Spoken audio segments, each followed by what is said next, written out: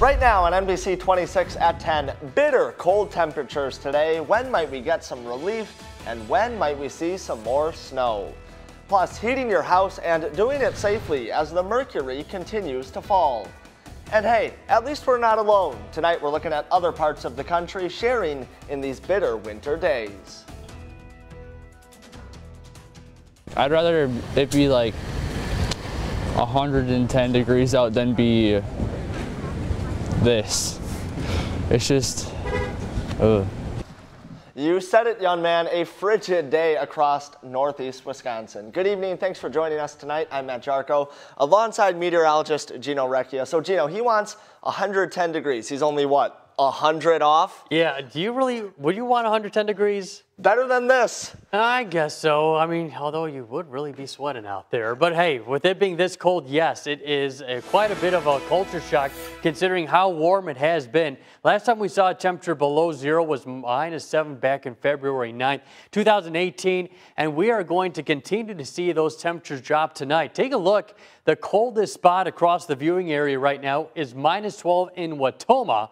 We've got -5 in Mountain, -7 in Antigo, and then we got Manitowoc and -1, also Sheboygan at -1. 2 degrees right now above zero in Green Bay. That, a matter of fact, was our overnight low temperature this morning. Well, we are going to continue to drop, and I'm going with an overnight low of -1.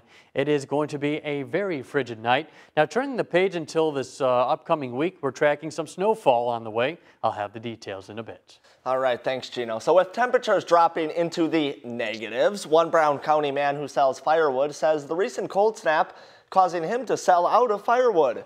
NBC 26's Ryan Curry now with more on how it's important this time of year for those who use a traditional way of staying warm. Ray Vanden Heuvel has been selling wood in Brown County for around 15 years and says there's nothing like burning wood during the winter. And you can't beat wood heat. I mean, you can't. However, Vanden Heuvel says he has already sold out of his cured wood. He says the fast approaching cold weather saw his customers get the last of his supply for the winter. I have a lot of really loyal customers, that come every year and buy wood. The wood he gets comes from a lumber supplier. He chops the wood into chunks, then lets it sit out for around a year so the wood is dry and perfect for burning. But with temperatures now in the negatives, Vanden Heuvel says it's smart for people to preserve some wood in case the cold weather lingers for a while. Well, usually after people burn wood for a year or two, they pretty much know how much they're going to need for the year, and it don't hurt to have any extra because it keeps, as long as it don't get wet, With the many different ways for someone to stay warm this winter, Vanden Heuvel says there's nothing better than burning wood in the home. He says it's a true staple to survive a Wisconsin winter. Gas is handy, it's convenient, but I like firewood. I like to heat it throws. You come out on a brisk morning and you can smell when somebody's burning wood. Keeping you connected in Green Bay, Ryan Curry, NBC 26. The American Red Cross says getting ready for this colder weather should come with some simple steps at home. Those fireplaces, also furnaces and chimneys, should be inspected and cleaned before use this winter. Space heaters should be put on level, hard, non-flammable surfaces, and other potential sources of fuel should be kept a safe distance away. Finally, winter storms can cause power outages, so make sure flashlights are around and ready. Also keep warm clothing, gloves, hats, and boots around for all household members. Not just the home that needs some extra care, though. Consumer Reports has several winter car care tips. The first, keep your battery in good shape. You can get it tested at a service station. Another one, replace wiper blades. Testing shows blades can lose effectiveness in as little as 6 months. Finally, consider new tires. Spinning out, ending up in a ditch is never ideal. It might be busy at the shop right now, but a new set of all-season tires could save that hassle later on. And we're not alone in getting this big winter blast. Snow and cold is sweeping through the eastern part of the United States right now. Here's NBC's Dan Sheneman with more on what other parts of the country are seeing.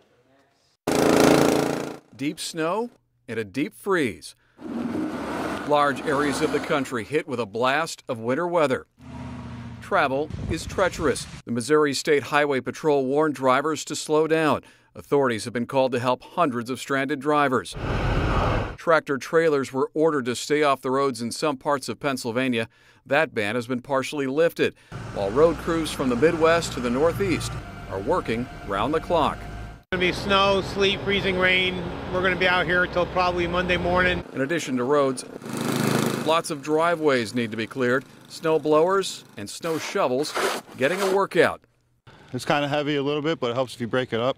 Just a little bit with your shovel, just drive down into it and loosens it up and makes it nice and easy. Another concern, power outages.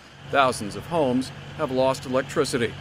In the Northeast, wind and waves are pounding the coastline, and officials warn conditions may get worse.